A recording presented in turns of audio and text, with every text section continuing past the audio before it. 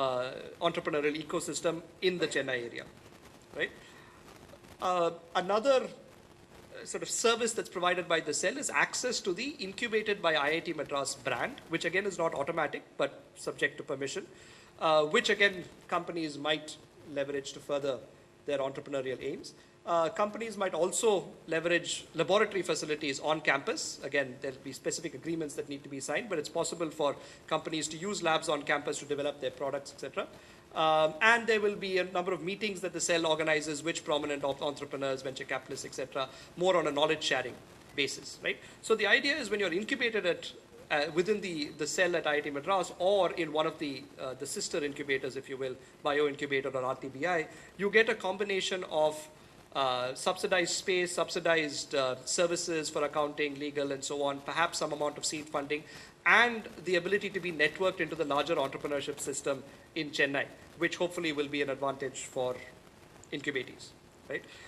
So as I said, currently we're in the third floor of Research Park. In the first tower of Research Park, there's about 35,000 square feet that has been allocated for incubated companies, most of which is actually occupied. The cell occupies a very small office in the third floor. But another 65,000 square feet is now being allocated in the next phase of construction and should be ready in a little bit more than a year's time. What's happened in the past is before the cell came into existence, there were a number of companies that had started up at IIT that were sort of pre-incubated at CTIDES, some of which were being incubated by ICSR, particularly those that were faculty-led. And what we've done over the last year is actually try to regularize these companies, if you will, and start formally incubating them through the incubation cell. And we've got about 25 companies and counting that we've now incubated, right? You can look at the list of companies on the website, right? And I think that would be useful for a number of reasons. You could sort of get an idea of the kinds of companies that are being incubated. You might actually want to work with some of those companies, or your organization might want to partner with some of those companies, or even you might even want to buy out one of these companies, which would be a great coup for the cell. But the reason I'm sort of flashing this up is I just want to give you a quick glance of the kinds of companies that we incubate. If you look at the middle column, founder type, you'll find that we have companies that have been incubated by past students who've had BTechs or MSs in years gone by. We've got right at the bottom companies that have been incubated by faculty along with external personnel who are not necessarily IIT alumni but work closely with faculty. You've got companies that are being incubated by current students. You've got companies that have been incubated by undergraduate alumni, postgraduate alumni. So if you look at the ecosystem, right, the catchment is not just one single area. We've got current students, former students, undergraduate, graduate, external people outside the system who work on research problems with faculty who are incubated. And so the ecosystem is actually extremely diverse, right? So that's a very quick overview of the incubation cell. You're always welcome to drop the incubation cell an email at office@incubation.iitm.ac.in and come and visit third floor of Research Park. Dr. Tamaswati Ghosh conveys her apologies that she couldn't be here today, but she's often very happy to entertain visitors. So please do, if you are interested, either contact them over email or come by and talk to them. And over the course of this week, you'll find more opportunities to interact with people from the incubation cell, including at perhaps the interaction session right at the end of this presentation, right? So that's a very quick overview of the incubation cell. What we'll do now is move over to some of the other incubators and other organizations that support incubation services on campus. And once that's done, we can have a little bit of an interaction. So I'd like to call Suma to come up and talk about the Rural Technology Business Incubator, which is also located at Research Park.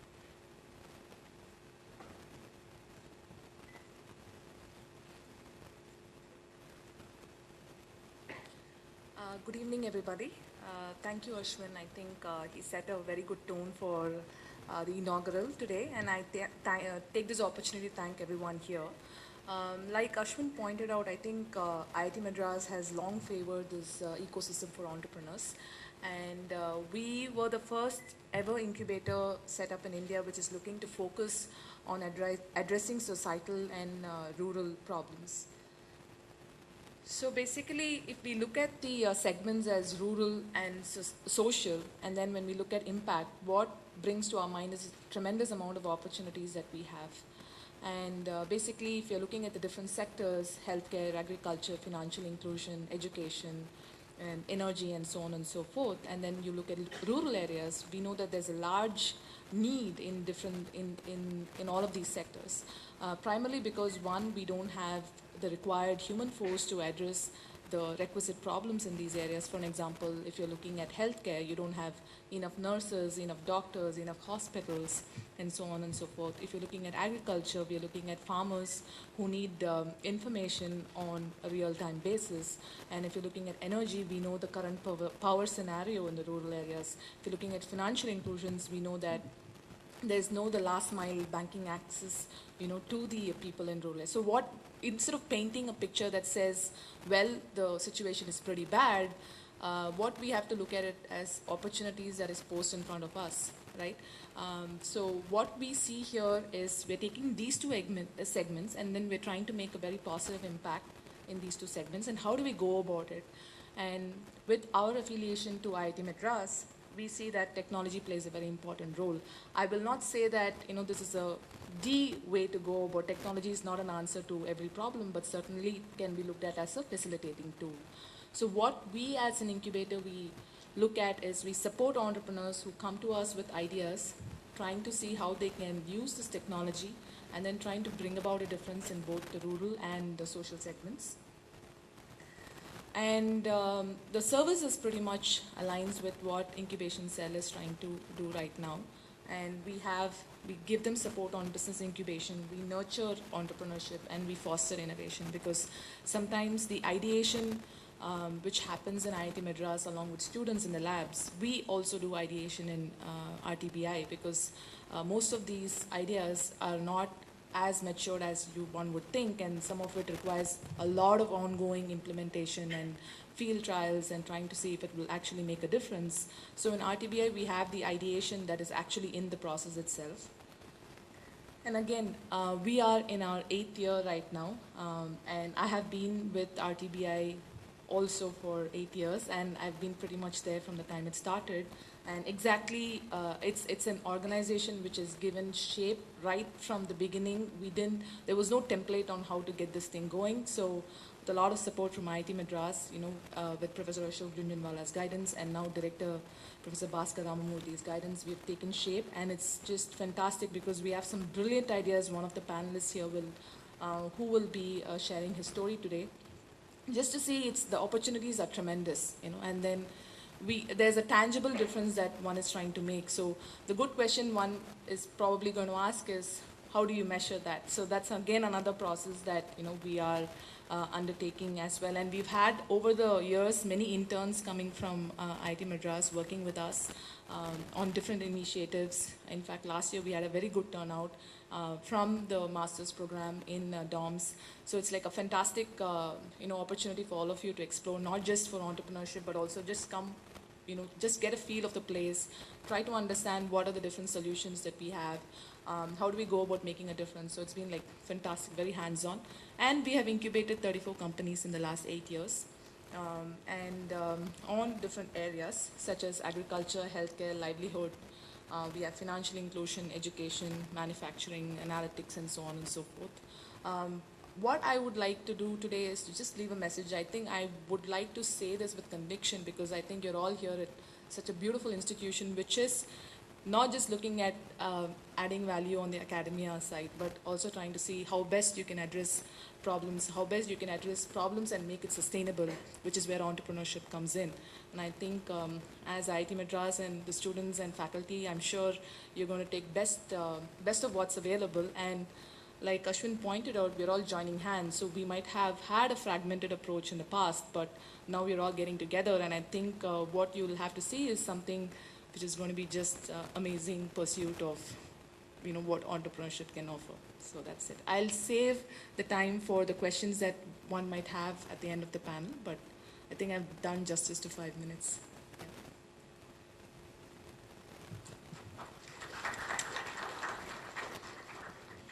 Great. So the basic message is here is that if you are an entrepreneur at IIT Madras, in the ecosystem, student, faculty, staff, alumni, then you have a choice. And one of the choices is the incubation cell. Another one is RTBI. A third choice is the bio incubator. And I'd ask Professor Guhan Jayaraman to come in and talk about the bio incubator.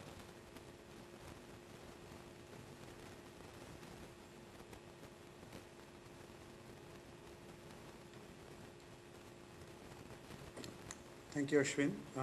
We are about a year old, and currently we have about 2 officers with us. Um, and the idea is, of course, to incubate startup companies in the area of biotechnology, facilitate industry academia interaction, etc. I'll just basically go through the history of this. The funding agency for this is the BIRAC, which is a spin-off of DBT, the Biotechnology Industrial Research Assistance Council. And our bioincubator is one of the 4 major bioincubators funded by BIRAC. There are nearly about totally 10 in the country, including one at CCAMP, Center for Cellular and Molecular Platforms, Bangalore, IKP Knowledge Park, and the Venture Center at NCL Pune. And essentially the spark for this came because there was one very successful company in the area of bioenergy called C6 Energy, which started up about 3-4 years ago. Currently they have moved on to CCAMP Bangalore, and because of that initial start, BIRAC provided initial funding of about 12 crores for a period of 5 years to encourage biotech startups. They also provide financial support to companies which want to, for biotech startup companies in the form of what is known as biotechnology ignition grants. That's up to about 50 lakhs. What we provide, of course, in the form of incubator is infrastructural support, mentor support, that Ashwin just spoke about. Currently, we are, we have space about 3,000 square feet in the research park, which is still being built, and there's very small amount of space in the biotechnology department, about 700 square feet. And this will essentially provide facilities for housing wet lab facilities, equipment, and basic facilities for industrial biotechnology, essentially microbial and cell culture facilities, molecular biology, biomolecular analytics, and also bioprocessing.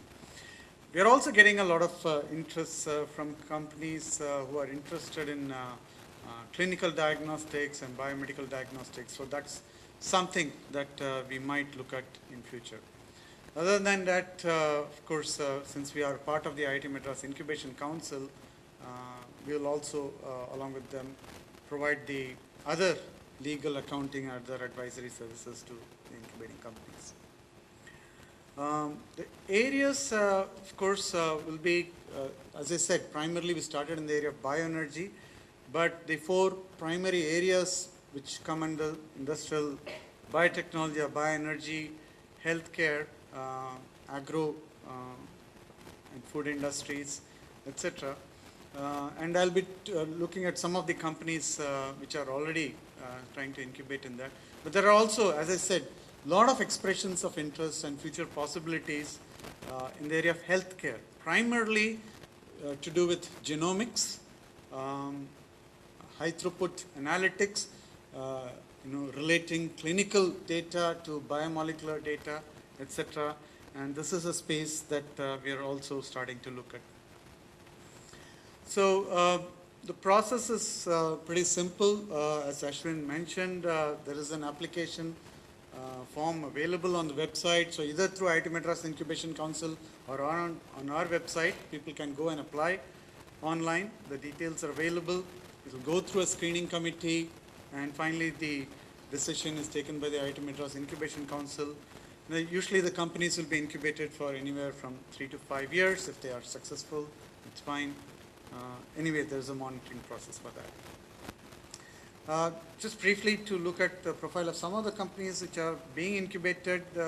Some of them are, as I said, into diagnostics. In fact, this is a company which is developing a microfluidics-based device for diagnostics, along with faculty in biotechnology and electrical engineering. It will essentially look at a handheld PCR device for point-of-care diagnostics, on-site diagnostics, and that supposedly would make diagnostics much cheaper. The company is involved in developing biofertilizers, which are immobilized on membranes, which are slow-release biofertilizers as well as liquid biofertilizers. These are not yet been formally incubated, so that's why I call them potential incubators. They'll have to go through a screening process. There are also companies which are interested in developing low-cost glucose monitoring device. A lot of these are already on the market, but the idea is, can you make the cost 10 times lower than what is presently there, and therefore make it much more affordable. These are also being mentored by some faculty from biotech department. So this is some profiles. We have also had expressions of interest from companies who are looking at areas ranging from bioinformatics, text mining, to genomics. I'm not put them in detail here because we will get to know soon whether they would be incubating. How do we see us planning out in the future? We would probably in the first phase of the research park, which has given us about 3,000 square feet, we would be incubating about 5 to 6 companies per year, maybe about 3 years from now. But once we get more space in the second phase, for which we have the entire funding from BIRAC, which would involve about 10,000 square feet, then we would have far more companies that will come once the phase 2 of research park comes in. Other services we'll provide will include, because we cannot provide everything under our roof, we are primarily focusing on, as I said, on industrial biotechnology and bioprocessing. We may also collaborate.